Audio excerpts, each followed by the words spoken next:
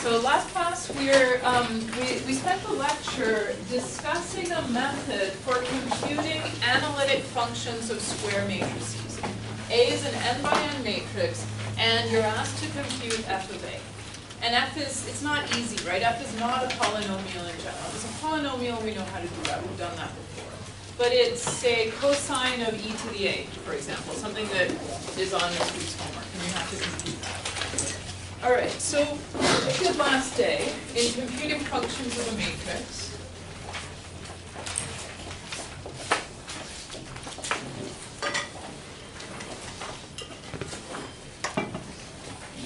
is, the first thing we did was we derived the spectral interpolation conditions.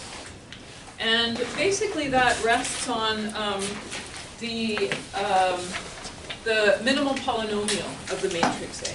So you don't, typically you know A, and you assume you know its minimal polynomial.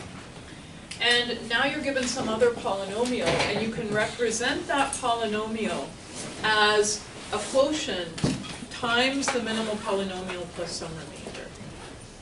And so the way we derive the spectral interpolation conditions is looking at two polynomial functions, P1 and P2, and assuming that their remainders were both 0, so that you could divide the minimal polynomial into the polynomial P1 and P2. And we basically wrote out the spectral interpolation conditions on this difference polynomial P1 minus P2. Okay, and we got to the point where we were saying, well, this analysis, these spectral interpolation conditions don't really require P1 and P2 to be polynomials. They're in general true for functions, analytic functions. And so using that, we came up with, and we won't derive it again, because it basically took us most of last day's lecture, but we came up with an expression for a function of a matrix A where f is an analytic function.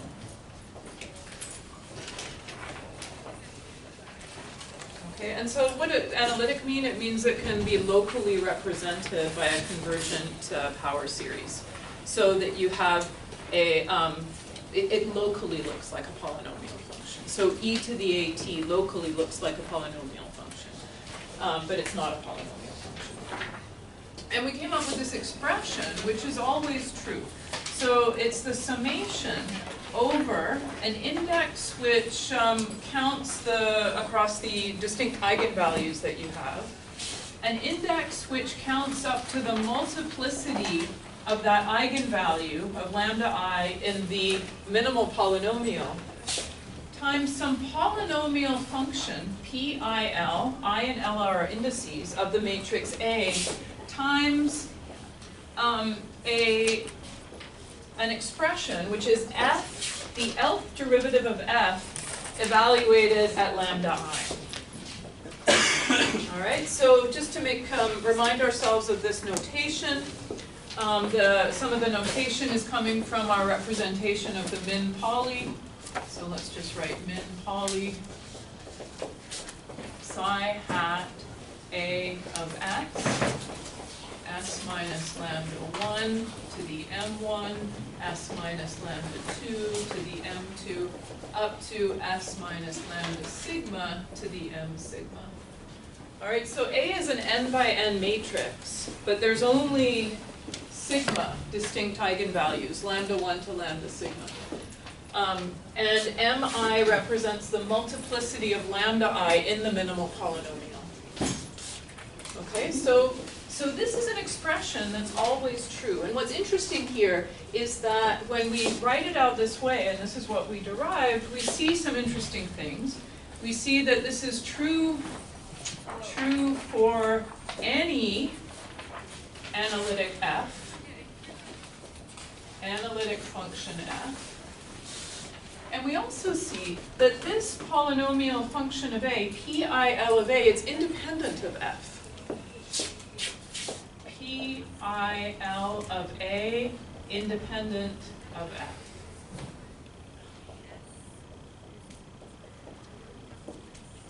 So that's kind of neat. Why is that neat? Because now, if you're asked to compute a function, so suppose you had a problem where you had to compute cosine of e to the a, for example. Was that the problem you had on the homework? Yeah, okay. So, I mean, you don't really know where to start here, right? You've got this expression. How is this helpful? How can you use these terms? So what we proposed at the end of last day's class is, how do we do that? Well, don't start here. Forget about this function that you have to compute for a while. Rather, recognize this expression is always true for any analytic f. Choose some very simple, we'll go through an example, polynomial functions of f, or polynomial functions of a. So choose f1 of s to be 1. f2 of s to be s minus lambda 2, s minus lambda 1. f3 of s to be s minus lambda 2, etc. So we're going to choose simple polynomial functions where we know what f of a is, we know what this is, and we're going to use that to compute these. And then once we've computed these, we'll go back to the function we actually want to compute and use that expression. These don't change, so we'll use that expression to compute f of a. Okay? So the PILs are independent of a, so the idea is to use simple polynomial functions like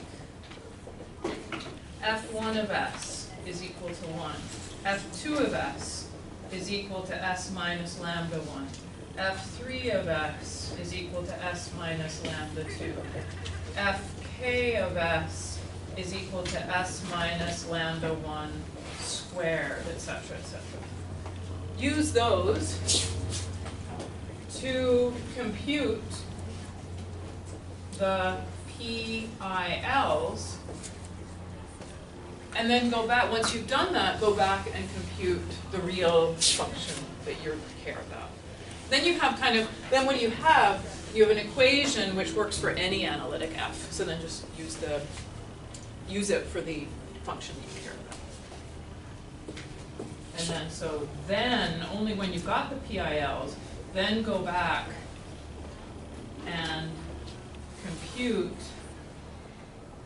cosine of e. So let's do an example. And this is an example that I have here. It's not in the notes, but I think we can compare this to the problem that you have on the homework. Professor? Yes. Just kind of about terminology of what we're doing here. We said that last class this whole derivation was deriving the spectral interpolation conditions. But so how does that relate to the spectral mapping theorem? So the first thing we derived was the spectral interpolation conditions, and then we went through a number of steps to derive this equation from this. We haven't talked about the spectral mapping theorem yet, which we will after we finish this. Got it. Any other questions before we do an example? So here's an example where I've got a matrix A, and what do I know about it? I know that there are two distinct eigenvalues, so sigma is equal to 2, and I know that m1 is equal to 2 and m2 is equal to 1. Okay, so I made this a little bit simpler than problem 4 in the homework. So you've got the information there for what the minimal polynomial is. In fact, that tells you that psi hat A of s is equal to s minus lambda 1 squared s minus lambda 2. Okay. So for any analytic f, we know that, I'm just going to write out now f of a for my particular case. So it's the summation from I equals 1 to 2, summation from L is equal to 0 to mi minus 1, mi minus 1 of PIL of A, f to the L, or the derivative, the Lth derivative of f. evaluated at lambda I. All right, so now let's write that out. Let's do that by saying, okay, let's let I equal 1. Start with I equal 1. So we're going to focus on lambda 1 right now. Mi is 2. So mi minus 1 is 1. So I'm going to get, for I equals 1, I'm going to get an L equals 0 and an L equals 1 term. And then I'm going to go to I equals 2. And M2 is 1, so I go from 0 to 0. So I'll have an L0 term for I equals 2. So I have 3 terms total in this double summation for this problem. Okay, so in homework 4, you have 5 terms in the question you're asked, because one of these is 3, I think. So you have 5 terms instead of 3. All right, so it's going to be P1, 0, I equals 1, L is equal to 0 of A, F of lambda 1. Right? L equals 0, so it's just F. The 0th derivative is just F. Now I is still 1, and now we index up L to be 1. So it's plus P1 of A times F prime, or the first derivative of F, evaluated at lambda 1. All right, now we go back to the index on I equals 2, so it becomes P2, 0 of A, F, the 0th derivative, evaluated at lambda 2. And that's it. So in this problem, there are 3 terms. And these are unknown. So P1, 0 of A, well, everything's unknown right now. But in particular, the PILs are unknown. But they're not a function of F. So we're going to compute these using simple F primes. Right? So I'm going to choose, like I sort of did over here, so I have 3 unknowns. I'm going to need 3 equations and 3 unknowns to compute those unknowns. So I'm going to choose my first one. I'm just going to choose F1 of S is equal to 1. Actually, it'll just be the F1, F2, F3 that I have on the board over here. S minus lambda 1, F3 of S is equal to S minus lambda 2 as candidate Fs to compute the PIL of A's. All right, so now let's just go ahead and do that.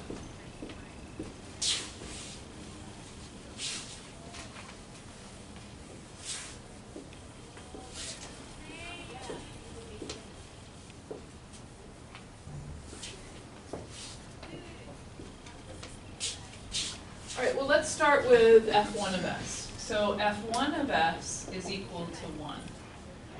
All right, so it's like I take this equation now, and wherever I see F, I replace it with F1. So what's the left-hand side? If F1 of S is equal to 1, what's F1 of A?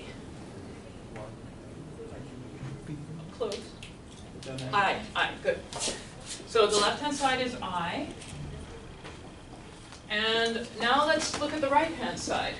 So it's going to be P1, 0 of A times F evaluated at lambda 1. What is F evaluated at lambda 1? With 1. Enthusiasm. 1. Right, good. That's why we choose these, because they're simple. Plus P1 of A. All right, now what's this? This is the derivative of F1 with respect to S evaluated at lambda 1. What is that? 0. Good. Plus P2, 0 of A times F at lambda 2. What is F1 evaluated at lambda 2? 1. Yeah, good. Okay. So this is my first equation. I have, on the left-hand side, I have the identity. On the right-hand side, I have P1, 0 of A plus P2, 0 of A. All right, so that's an equation that P10 of A and P20 of A have to satisfy, regardless of F. All right, now we go to our next equation, F2. F2 of S is equal to S minus lambda 1. So what is F2 of A? What's on the left-hand side? Sorry? A minus lambda 1 I on the left-hand side. Good. So that's F2 of A. Okay, now the right-hand side. P10 of A times F evaluated at lambda 1, which is 0, plus P11 of A times the derivative of F2 with respect to S evaluated at lambda 1, which is, sorry, which is just 1, right? So now you can see, because of what we're doing, you can see the motivation for choosing those simple polynomials. Because we get lots of zeros, right? We get a sort of set of simple equations to solve. If we're going to choose the F's, we might as well choose them to our benefit to calculate these PILs. Plus P20 of A. Now what is F evaluated at what is F2 evaluated at lambda 2? Lambda 2 minus lambda 1. All right, so now I have my second equation, and now it's in these two variables. And then let's just complete it. So F3 of S is equal to S minus lambda 2, and so here on the left-hand side we have F3 of A minus lambda 2I. And you can fill this in. So on the right-hand side, we're going to get P10 of A times lambda 1 minus lambda 2 plus P11 of A. All right, so now we have 3 equations and 3 unknowns. We can solve for these. So solve for them. So P11 of A, I mean, they're not going to look particularly beautiful, but this is what they look like. So P11 of A is A minus lambda 1I minus 1 over lambda 2 minus lambda 1, A minus lambda 1I squared. And P20 of A is equal to 1 over lambda 2 minus lambda 1 squared times A minus lambda 1I squared. And P10 of A is I minus 1 over lambda 2 minus lambda 1 squared, A minus lambda 1 squared. All right, so now we have an expression for the 3 unknowns. Now we go back and we say, all right, what is F of A? Plug in these into this expression here, and now you have a general form for any analytic function of the matrix A. Yeah. Are you sure that everywhere it should be lambda 1, right? Because you No, have did you, I mean, to verify this is an example that I did by myself, so what's your question? Am I sure? We used A minus lambda 2I, but it's nowhere in the resulting equations. So Oh yeah, one of these should be lambda 2. Well, we can go back and work out which one it will be. So, check this. Yeah, there's an error here somewhere. There should be an A minus lambda 2I, I think. That makes sense. But the point is, you have a methodology for doing this. Now, if you were doing this on a homework problem, what would I want you to write out? I basically want you to, come up with the set of equations. On problem 4, there's 5 unknowns, so it becomes a little hairier. So you can just set up the equations, you can, say what you're going to solve for, and you can then set up the expression for cosine of b to the a. All right, that's fine with me. I just want to see that you know the methodology for doing this. When we choose our f's like this, are we guaranteed to be able to get a solution to our system? Are we guaranteed to have a coordinates? Well, you, no, actually, well, I don't know. I mean, you need to be able to have like 3 independent equations in those 3 unknowns. So I think so, but I don't know. I mean, that's actually a good question. I think so. So the question is, you know, how do you make sure that these f's that you're choosing will actually give us 3 independent equations and 3 unknowns? Or in general, you know, k independent equations and k unknowns. That's probably an interesting. So I mentioned in office hours for folks who were there that there is you know, there's sort of a computational method that's been developed for doing this that's based on this, and I think that's probably one of the, you know, how to select these. Maybe it's just trial and error. I don't know. Question? Is the choice of F1, F2, F3 essentially like choosing the basis for our space of solutions? For the, yeah, okay, so if we write this now, if we think of this instead of independent variables, PILs or PILs, you could think about it in terms of the Fs. So that's what you're saying, right? So these choices should be such that you, you know, you exercise all the dimensions needed here. Right. Yeah, so it's, we have to think about what space that's in. But they have to be independent in order to. Well, you need three independent equations in 3 unknowns, or whatever, k independent equations in k unknowns. And you know, you could keep going. You could, and you will have to on problem 4. You'll have to choose, you know, the next easiest thing would be maybe s minus lambda 1 squared, or s minus lambda 1 times s minus lambda 2. You see what we're trying to choose? Things that disappear at the eigenvalue. Things where their derivatives disappear at the eigenvalue, to be able to get simple equations that are as simple as possible. Question? So for showing that we understand what's going on, do we, after we write out these equations and maybe like simplify them, do we have to do this solving and say, okay, really what is this? Like, I think, you know, you don't have to do that. I trust your ability to, you know, write out. The equations say solve for this, this, this, and this. Yeah, and then write out now what is cosine of e to the a. Okay, so this is a cool method, right? It's called the method of interpolating polynomials. You compute the interpolating polynomials independently, and then you use that to find a general form for matrices or functions of a square matrix. This is used a lot in robust control. It's used a lot in you know, system identification for linear systems. If you talk to people like Professor Kameshwar-Pula in mechanical engineering, this is used quite broadly in those areas. So, you know, it's an interesting method, it's good to know. How do we use it? What is the importance for us in this class? Apart from this being an algorithm that I think you should know, we're using it to compute the general functional, the general form of f of j, where j is a Jordan form matrix.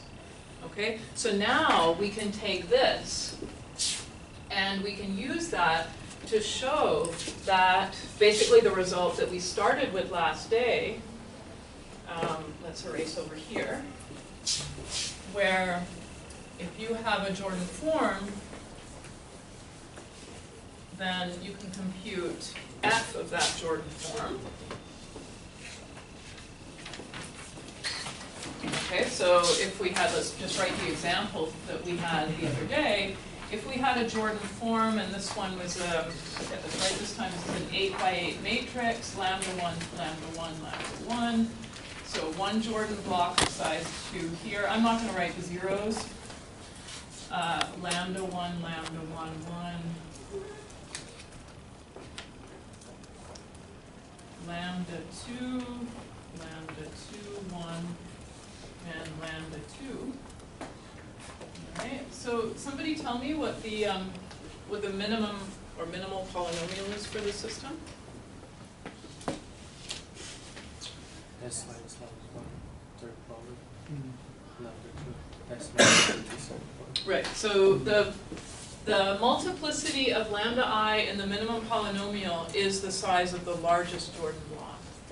Alright, so if someone just gave you that this is the minimal polynomial, s minus lambda 1 cubed, s minus lambda 2 squared and they didn't give you any other information, you wouldn't even know what the matrix J is, right? You don't even know what size it is with just that minimal polynomial. Although you can see, we were able to compute functions of a matrix J without actually knowing the size of J, right? That you get that form, and it's going to work for, any matrix that has that minimal polynomial structure. So now we need, more information. Even if you were given that minimal polynomial and you were told that J is an 8 by 8 matrix, you still don't know what the Jordan form is, right? You just know that the largest Jordan block is size 3 associated to lambda 1, and the largest Jordan block is size 2 associated to lambda 2. So that tells you, that puts some constraints on it, but there are all sorts of permutations that you can get of Jordan forms that fit that minimal polynomial. So you need more information. You need information like the characteristic polynomial. That still won't generally uniquely define what your Jordan form looks like, but it'll constrain it further. If you know more information, like you do in problem 5 of the homework, where you know how many eigenvectors there are, etc., you can further constrain it. So I was just summarizing your point that this is not a bidirectional thing where if you're given a Jordan form, you come with a middle polynomial, but given just the middle polynomial, there's many Jordan forms that you don't yet get. Yeah, good. All right, so now using our method of interpolating polynomials, we can come up with, so now we know the Jordan form because we've given it to you, but we can come up with exactly what f of j looks like. And so this is the example that's done in the notes. So you just look at each Jordan block. This is the f of j is going to be an upper triangular matrix that really adheres to the Jordan form. So there's going to be a 3 by 3 block here. This is f of lambda 1 on the diagonals. F prime, which means the first derivative of f with respect to s evaluated at lambda 1 on the super diagonal. And then f double prime lambda 1 over 2 factorial up in the corner there. Everything else is 0. Right? So that's, we have that, we know that function, we know that the function of the Jordan form is always going to have this form. So here we've got a little block which is f of lambda 1's on the diagonal and f prime, the first derivative of lambda 1, or first derivative of f with respect to s evaluated at lambda 1 on the super diagonal. Similarly for lambda 2 here, f of lambda 2, f of lambda 2, f prime of lambda 2, and then just down here we have an f of lambda 2. Everything else is 0. All right, so what's nice is this is an upper triangular matrix, so it tells you that the eigenvalues of f of j are f of the eigenvalues of j, and that's the spectral mapping theorem. We saw that in the diagonal case. Now we're seeing this in the general Jordan form. Of course, the diagonal case is a special case of the Jordan form, right? All of your Jordan blocks are size 1. Spectral mapping theorem, which basically says that the eigenvalues, the spectrum of f of j is equal to f of lambda I, where lambda I is an eigenvalue of j.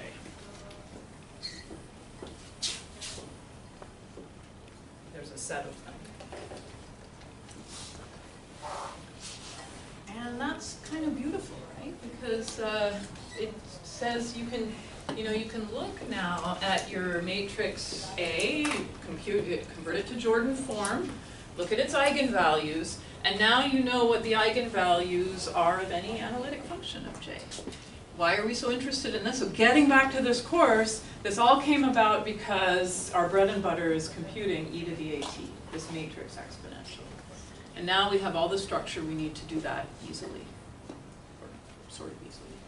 We have to do, okay, this and what a great section on Friday with the different algorithms for computing the Jordan form and the discussion that went on and the algorithm, and that's very interesting. So there's a lot of work to compute a Jordan form. It's not easy. You have to do that similarity transform. You have to be able to let's actually make a note about this. We had a nice discussion after class last Thursday about, you know, the method that we propose for computing a Jordan form. We have to be able to find generalized eigenvectors which result in that kind of chain we saw so that we get the Jordan form, right? So if we go back to Thursday's example, what do we need to do?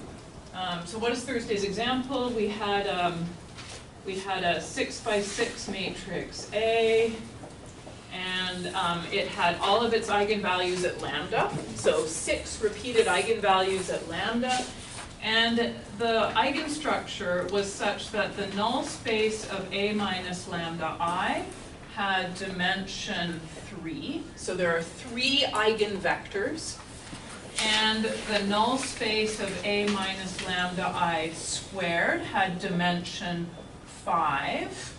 So there were 2 more vectors which can be computed from the eigenvectors computed in step 1. And then when we got, in this example, when we got to the null space of A minus lambda I cubed, we finally got up to the full dimension of the space. All right, so that tells us, since it's a 6x6 matrix and the null space of A minus lambda I cubed had dimension 6, that means that A minus lambda I cubed is the 0 matrix. All right, so that tells you that 3 is going to be the multiplicity of lambda in the minimal polynomial of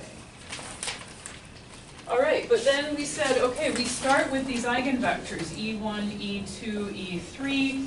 We add on 2 more generalized eigenvectors without loss of generality. We said V1 was the one coming from E1, V2 was the one coming from E3, and then finally at this last step we added a generalized eigenvector. We usually call these generalized eigenvectors of degree 1, generalized eigenvectors of degree 2, because this one was chaining off without loss of generality, and we said it was chaining off E1. So there's nothing wrong with this. This structure is fine.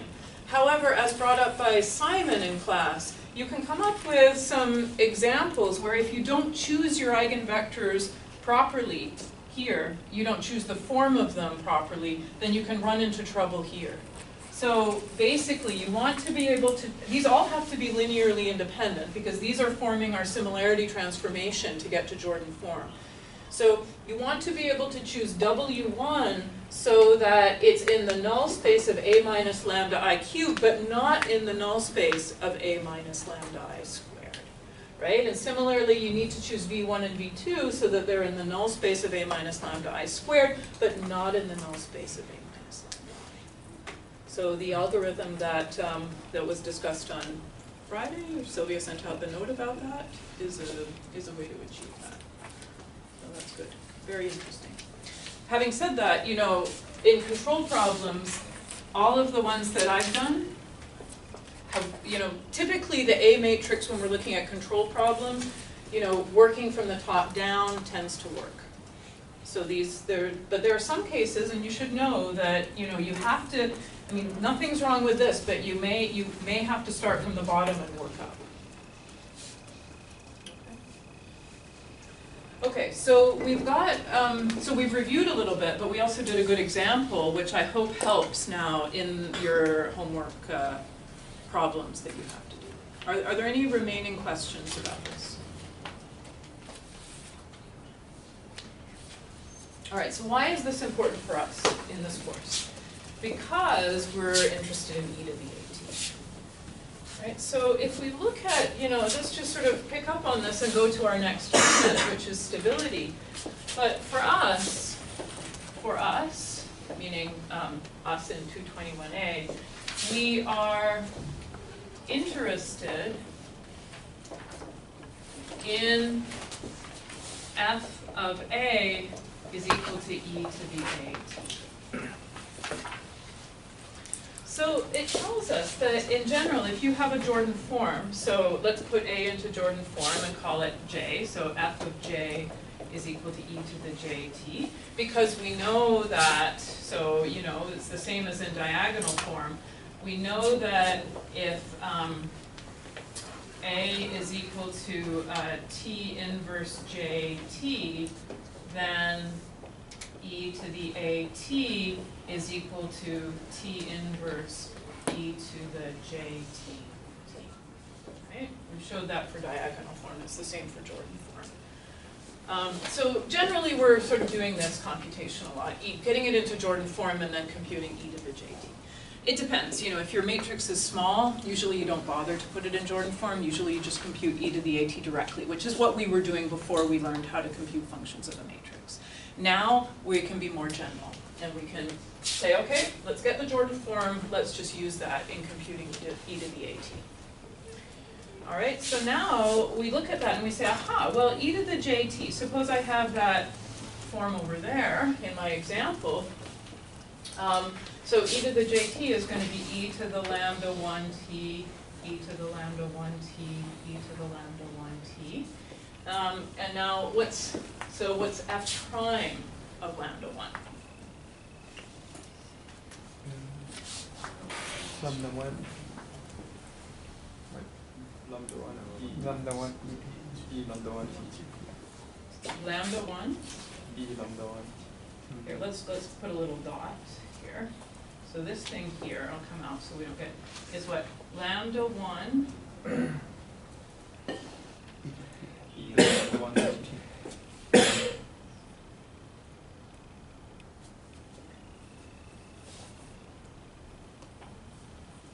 Right, so f of j is e to the jt. So f of s is equal to e to the st. So are you right there? Lambda 1 e to the lambda? Oh, it's t. T. Yeah, so what is it? T. T. Right?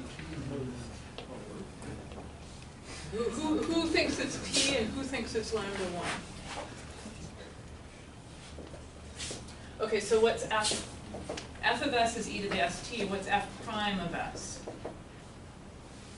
Taking the derivative with respect, sorry, let me actually make it clearer. I think that's probably causing some confusion. So this is df by ds is what? T e T to st. e to the st. All right, so the lambda 1 is in place of the s. Okay, so it's t e to the lambda 1t. And that goes here too. And then what's up in this corner here? Sorry, this is getting a little bit messy, but what goes in this corner up here? So it's the derivative, it's f double prime at lambda 1 over 2 factorial. Now f double prime means d2f by ds squared. So what is it? What goes up here in the corner? T squared e lambda 1 t. T squared e to the lambda 1t over 2. Good.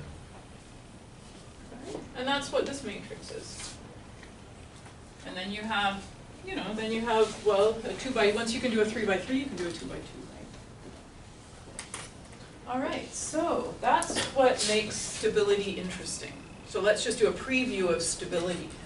Suppose that lambda 1, so we've seen a little bit of this before.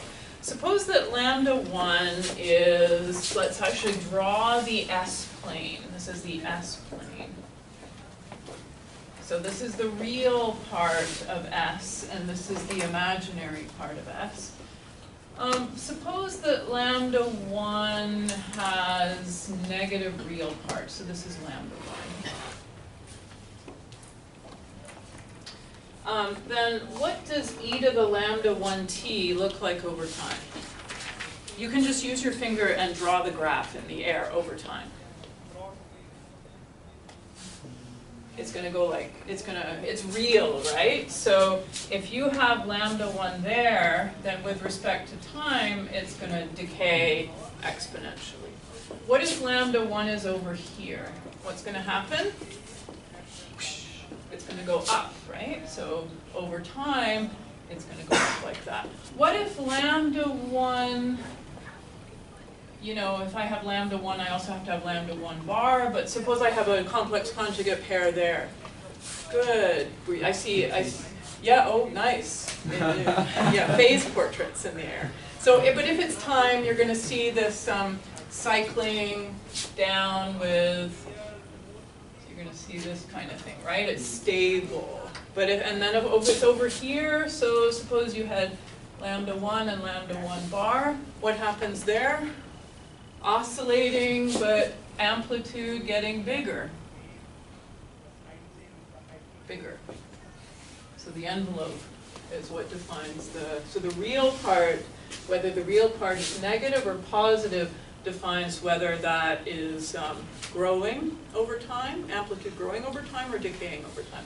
If you're on the real axis, you won't see the oscillation. If you're off the real axis, you'll see that oscillation.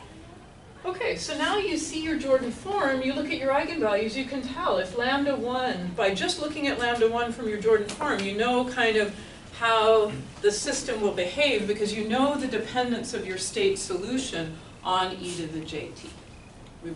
That's pre-midterm stuff, we know that.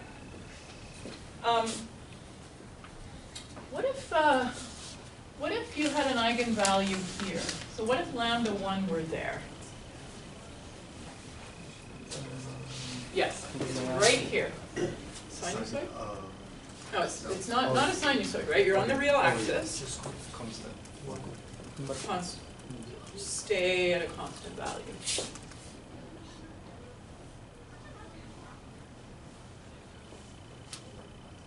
Really? But if Really? Somebody is saying no.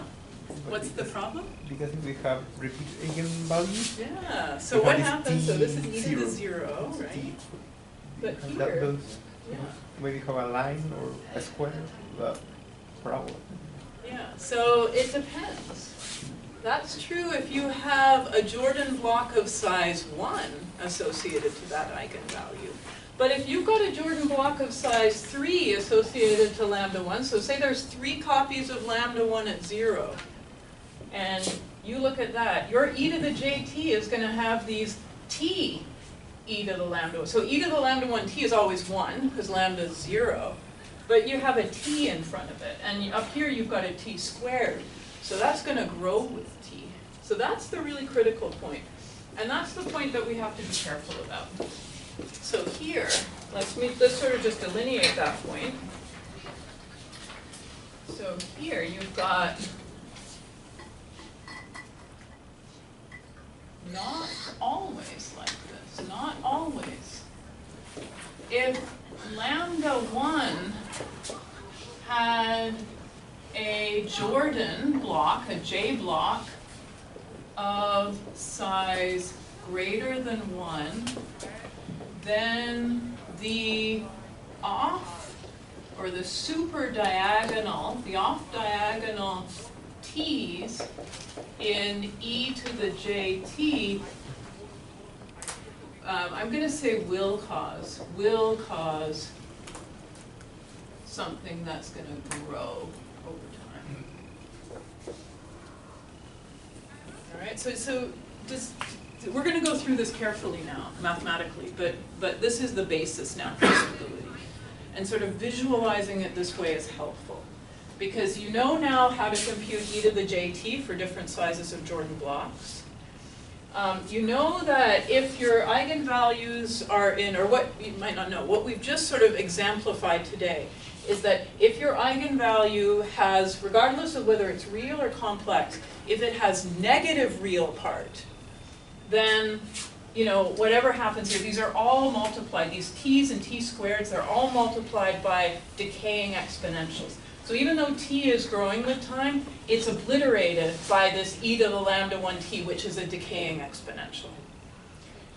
On the right-hand plane, you know that's kind of bad, right? Because now you have positive real part, so e to the lambda t regardless, you know, those are just going to grow off exponentially. It's when you're on the j omega, it's when lambda's on the j omega axis that you have to be careful, and that's really a split case. If lambda's on the j omega axis, and you have, so if you have repeated eigenvalues on the j omega axis that have Jordan block size greater than 1, it's not stable.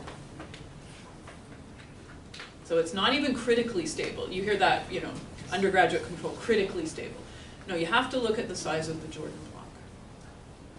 So if you have, if all of your eigenvalues on the j omega axis are distinct, let's go back to our theory. What do you have, what do you know? If they're all distinct, then, sorry? Diagonal. then it's diagonal good, but that means that, can you have a Jordan block of, no. So that means that it's, well, it's what, is colloquially called critically stable. All right, but as soon as you have Jordan blocks of size greater than 1, you run into a problem for eigenvalues on the j omega axis. All right, so now let's put this into a stability context. So we're going to look at two notions of stability. The first is bounded input, bounded output stability, and the second is called state space stability, which we'll talk about on Tuesday. All right, any questions? So if you have a Jordan block of bigger than 1, there's no way you can achieve critical stability. If you have a Jordan block of size greater than 1 with the eigenvalue on the j omega axis, then that's an unstable system.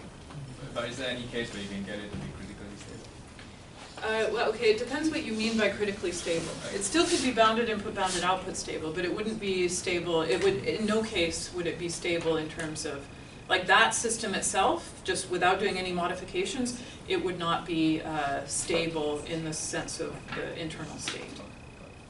You can always put feedback control around it, but that's altering the system. Yeah. In physical systems, do you ever run into this kind of polynomial stability? Because it seems that in real matrices of numbers that have a little bit of noise are always diagonalizable. It's an interesting question. So the question is, in real systems, are we ever really dealing with Jordan blocks of size greater than 1? Yeah.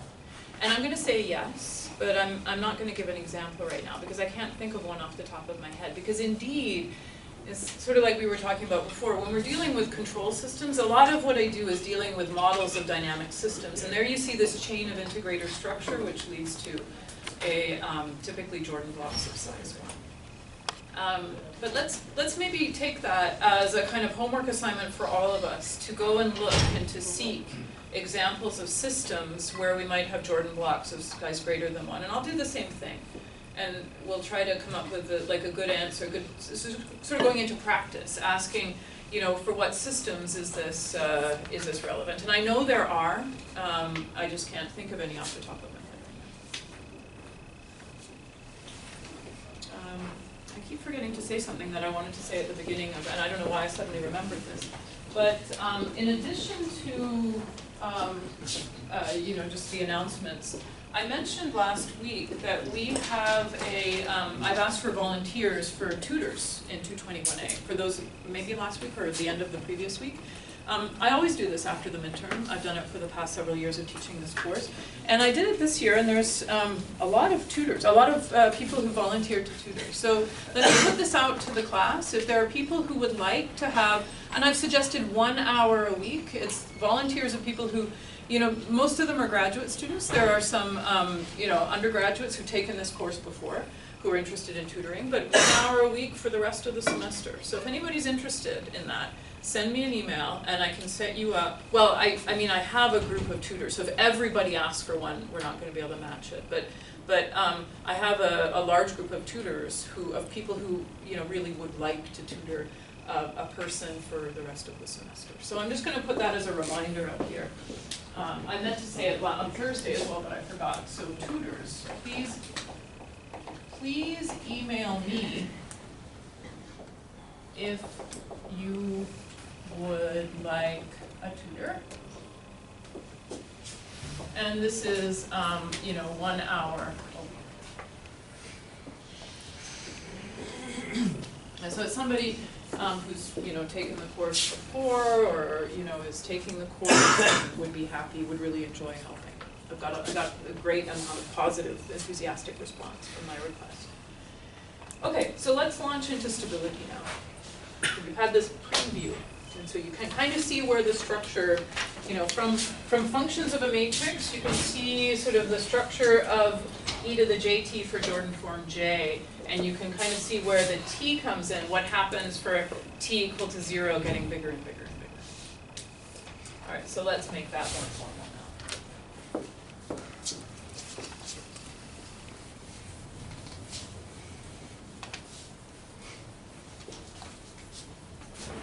So the first next notion of stability that we'll discuss is called bounded input, bounded output stability. Or just, typically people just call this input-output stability, or they use the nice acronym BIBO, bounded input, bounded output stability.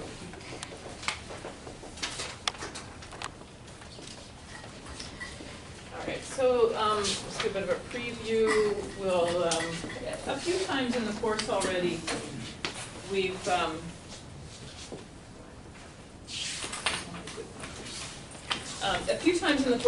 we've talked about taking something in the time domain and moving it into the frequency domain through a Laplace transform. So let's revisit that for a second. So suppose we have a single input, single output system. And so it's time invariant. X dot equals AX plus BU. Y is equal to CX. And let's just look at an example.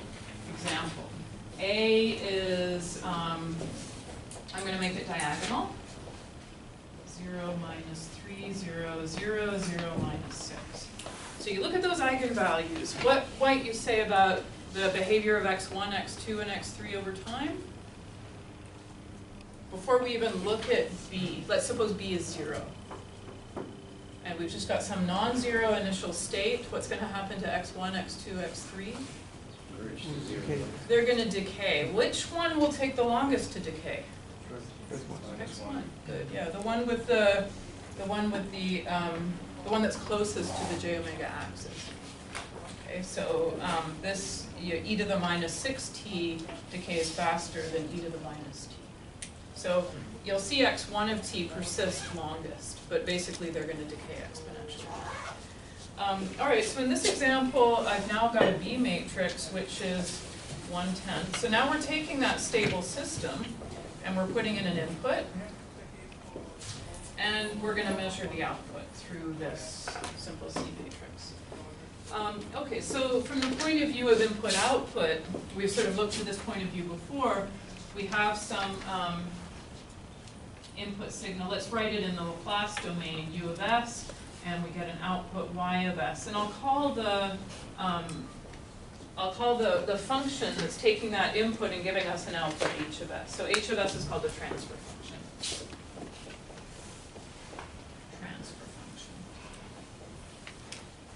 And this is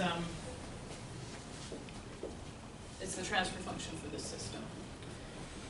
Okay, so we recall that H of S, we've done this before, we recall that H of S, here D is equal to 0, so H of S is C Si minus A inverse B. We just computed that by taking the Laplace transform of this, setting the initial condition to 0 because we're just interested in the input-output response, and then writing Y of S as a function of U of S. So this is the function in between that takes U, we pre-multiply it by this in the S domain, and it gives us Y of S. Okay, and we can compute this. So this is easy to do because A is diagonal, and so it's just C Si minus A inverse, so that's 1 over S plus 1. You have to do this, but you can see that it's 1 over, so do this and make sure you see Y, that's Si minus A inverse, it's a diagonal matrix. These entries are all 0. Inverse, I mean, this is the inverse, this is Si minus A inverse. And then we've got the B. So if you go ahead and compute this, this is why I chose funny values for B, because you get a very nice input-output transfer function where all of the eigenvalues of the matrix A appear in the input-output transfer function.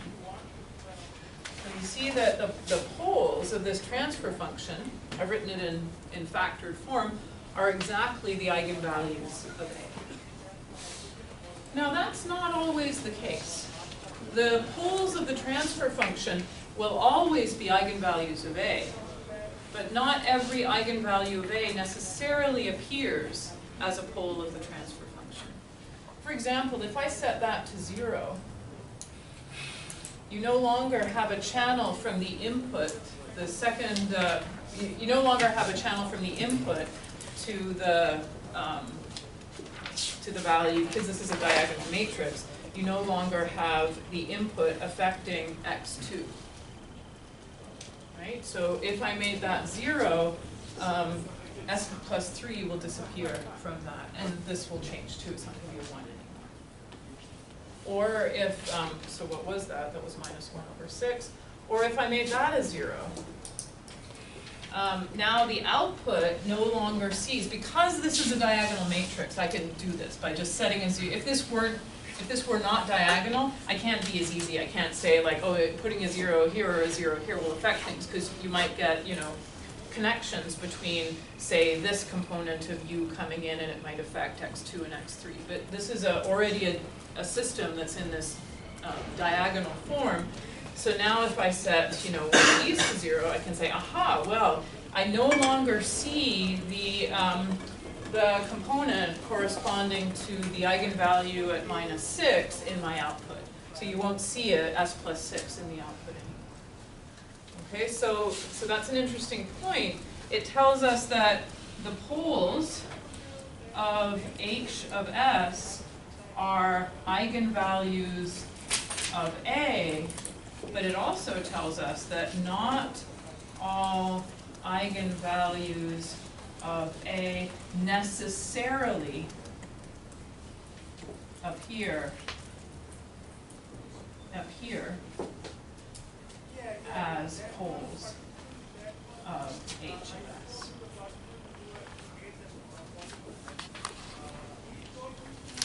Alright, so that's sort of interesting, because when we think about input-output stability, we could have an unstable mode, an unstable eigenvalue, which doesn't actually appear in the input-output relationship. So let's take a look at that. And so that's a case of a single input, single output example. You can make a, you know, a multi-input, multi-output example. So let's just, for the sake of an example, do a multi-input, multi-output example. Let's keep A the same. So A is the same as before. Let's put 2 inputs. So now B has 2 columns, 1, 0, 0, 0, 1, 0. And C has, there are 2 outputs, so C has 2 rows corresponding to those 2 outputs. And so if you go through and calculate H of S now, so H of S, what does a transfer function mean for a multi-input, multi-output system? Well, there's effectively 4 transfer functions here, because you have 2 inputs and 2 outputs. So there's the transfer function between each of the inputs to each of the outputs. So what we have is a transfer function matrix. It's still computed as CSI minus A inverse B, but if you go ahead and you do that computation, you'll see that it is a, well, what does it look like? It looks like this. It's a square, it's a 2 by 2 matrix, and it looks like this, where this is the transfer function from the first input to the first output. So second input to second output, this takes the first input and it goes to the second output, and this takes the second input and goes to the first output. Okay, so these 4 transfer functions. You have a transfer function matrix. So we usually call, you know, if we call this matrix H of S, then you'll see terminology where this is H11 of S. This is H12 of S. H21 of S and H22 of S. Okay, so generally we're dealing with matrix or transfer function matrices.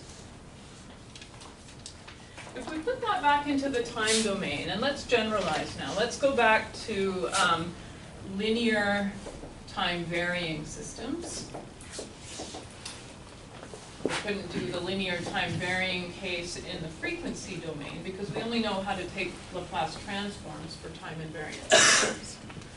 But now let's consider ourselves in the time domain, and let's just, you know, view an input-output system. There's nothing wrong with that. We've got a u of t going in. We've got a y of t coming out. There's still maybe those are vectors, so multiple inputs, multiple outputs. It doesn't have to be square, like in my example here.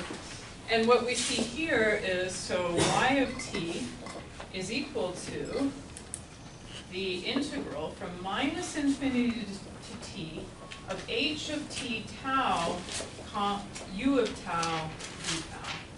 So you see this convolution operator in the time domain, where this matrix, this is an n out by ni dimensional matrix, where n out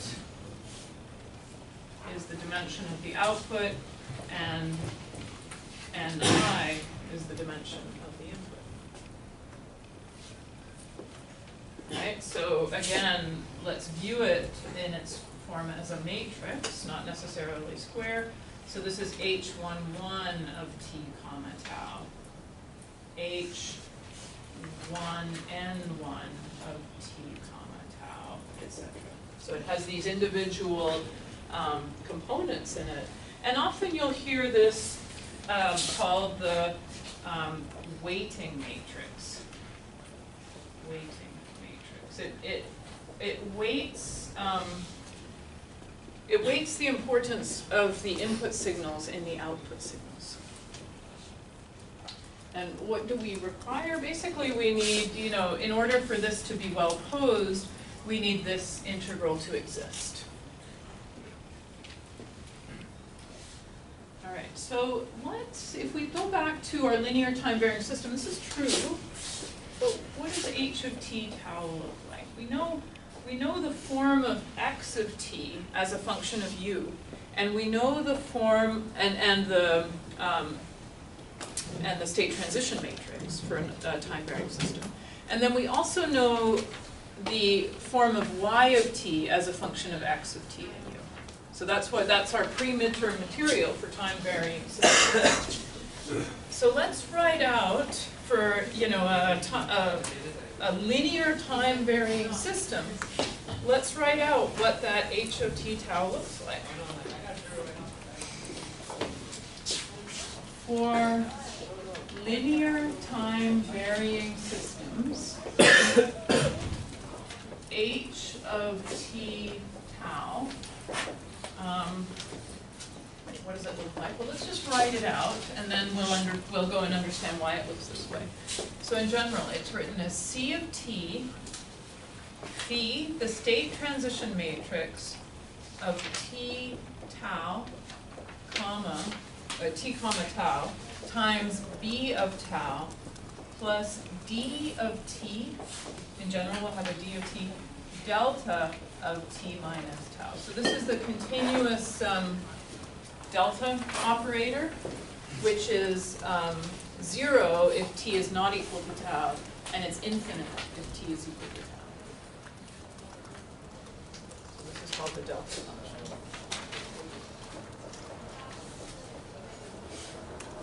Let's check this.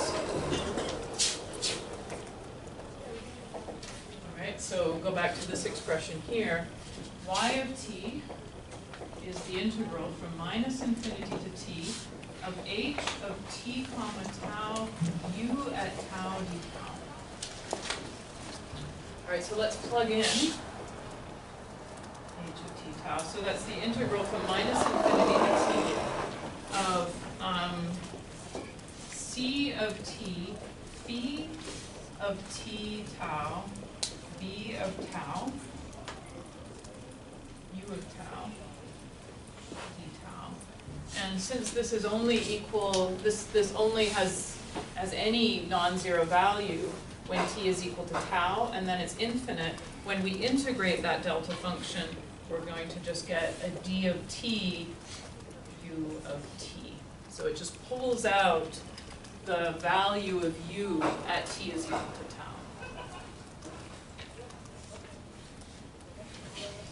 So, all right, so now we've got this, I can break up this integral to go from, say, minus infinity to t0, and then from t0 to t, to make it look like what we had before. So that becomes c of t, integral from minus infinity to t0, of phi of t comma tau. I brought the c of t out because it doesn't depend on tau.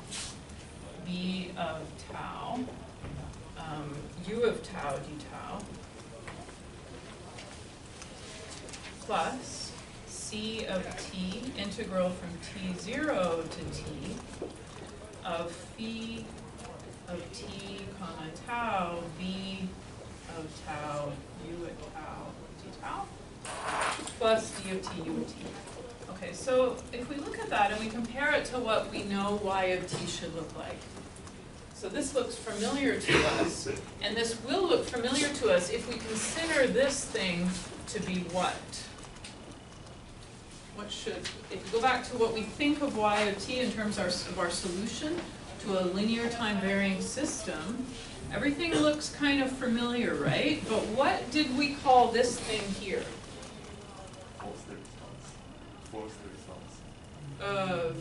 Initial condition, initial state, right? So c of t times initial state, right? So x of t is, no, if it's phi of, so what do we need it to be? Phi of c of t, let's be a little careful here, because, so what do we, let's remind ourselves, x of t is equal to phi of t comma t0 x0 plus integral from t0 to t, everything else we know.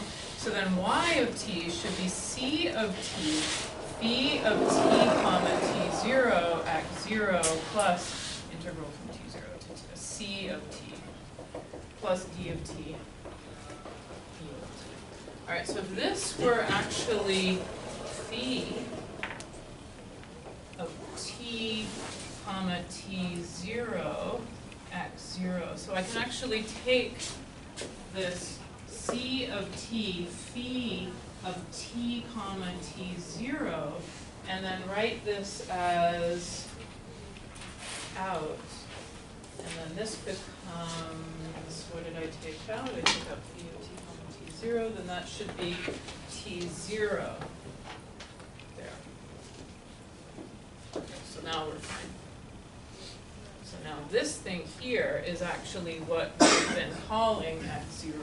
So it's interesting, right, this linear systems perspective, that you have that, you know, for a linear time varying system, if you think about this input-output point of view, where we traditionally define outputs as the integral from minus infinity to t, then what the initial state is capturing is everything that's happened from minus infinity up to the time you start, right? So that's, this thing here is what we call the initial state.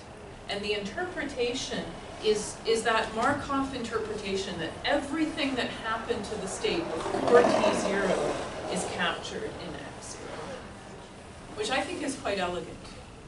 That, you know, it really speaks to what we were defining earlier as a Markov property.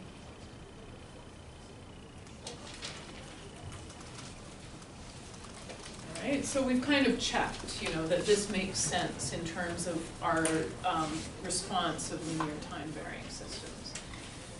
For linear time invariant systems, it becomes easier. So for linear time invariant systems, we've already sort of used an example where we saw this CSI minus A inverse B plus D, but for LTI systems, H of T tau simplifies to just the difference between T and tau, H of T minus tau, and it's equal to C e to the A T minus tau B plus B.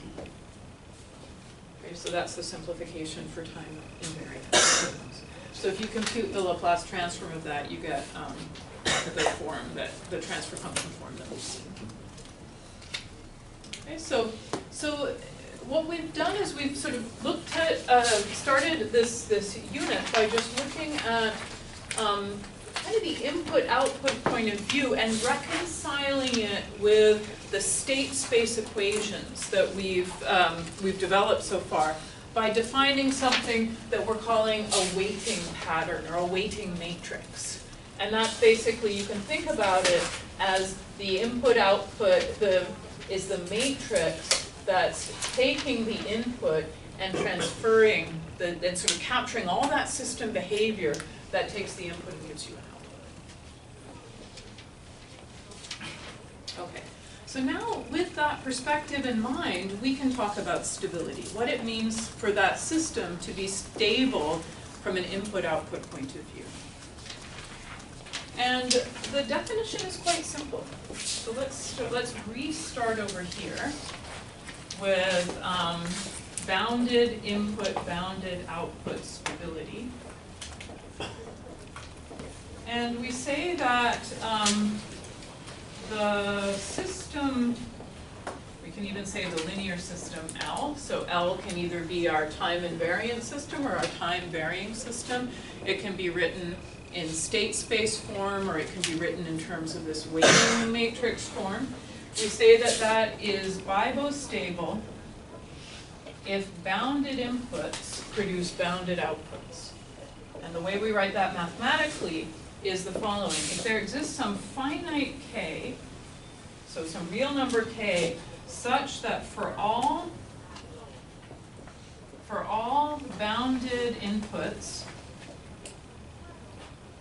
u, and so what we mean there is that u as a function, okay, the function u has to belong to the space we defined earlier in the term as L infinity. It has to be bounded, which means that the max value of u over time cannot go to infinity. It has to be bounded below a constant.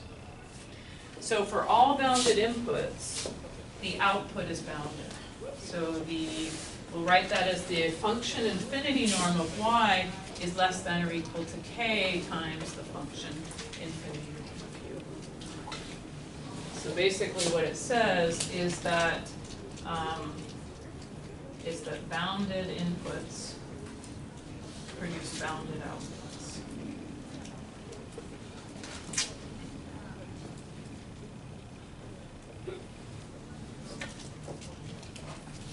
Okay, so if you have a signal where it's a bounded signal, meaning its maximum value over time, and this is a vector, right? This is a vector, so it means that whatever vector norm you choose in Ni, the function norm, the max value of that doesn't go beyond some.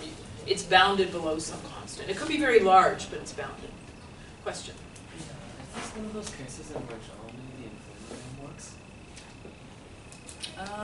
Is this one? So the question is this one of those cases in which only the infinity norm works? For the definition, it's always defined in terms of the infinity norm. And it's a function norm we're looking at.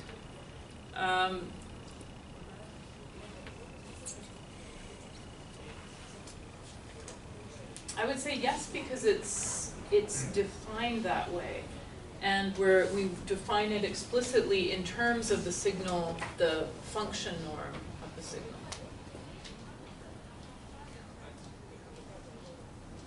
But whatever, the function, as you know, the function norm is defined in terms of the vector norm, and you can use whatever vector norm you want.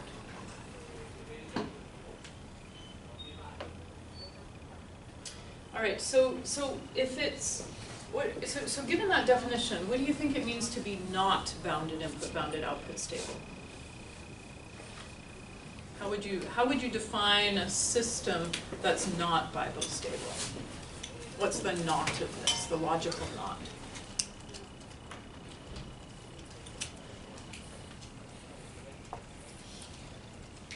There's some input where there's no k such that this Yeah. is full. Yep. If there's some bounded input that produces an unbounded output. So there just has to exist one, right, for this to not hold. So the not bibo, I'll just write it down at the bottom of the board, not bibostable means that for all k, you said it right, Dean. So there exists a u such that for all k, where k is bounded, the infinity norm of y is greater than k times the infinity norm of u.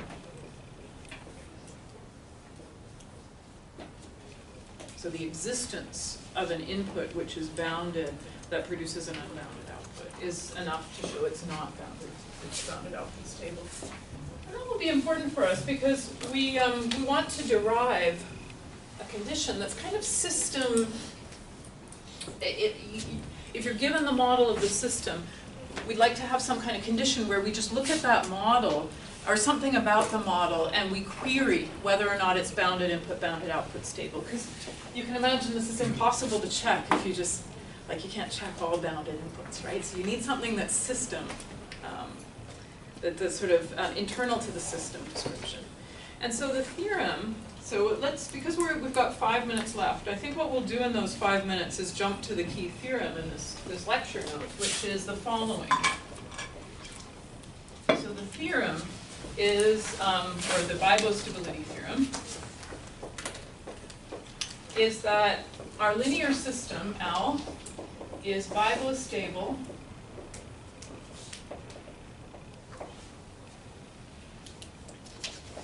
is equivalent to saying that the supremum over t of the integral from minus infinity to t of the induced infinity norm of this matrix, ht tau, induced norm, d tau is less than.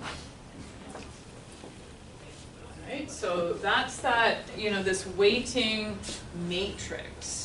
So it's a matrix, so we're looking at its induced norm, but it's the induced infinity norm.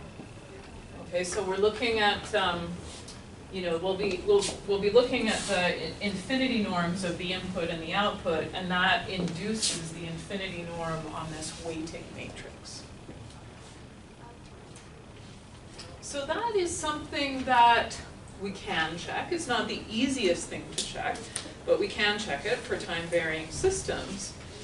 And where it sort of becomes easy to check is when you specialize this to, I'm not going to write it as a theorem, but I'm gonna look at the special case, because it's the same theorem, but if you specialize it to the linear time invariant case, where h of t tau becomes easier to compute, then we have that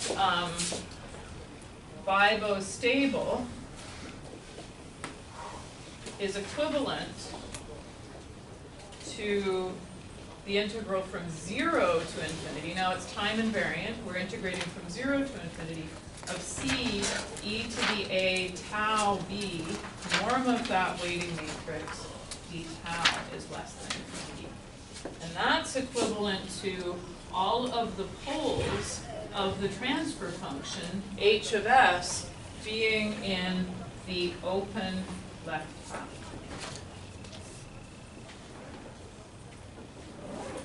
Okay, so kind of bringing different components of our lecture today together. We have to prove these. We'll do these at the beginning of Thursday's class. But we saw in those examples that we did kind of mid-lecture, we computed for a couple of time invariant systems